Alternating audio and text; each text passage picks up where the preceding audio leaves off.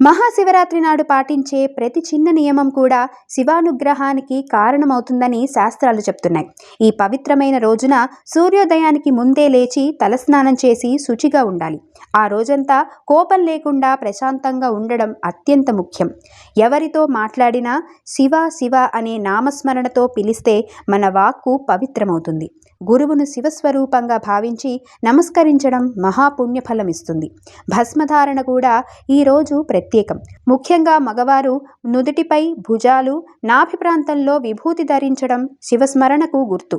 తెలుపు రంగు వస్త్రాలు ధరించి తెల్లని పుష్పాలతో శివార్చన చేస్తే మనస్సు నిర్మలమవుతుంది.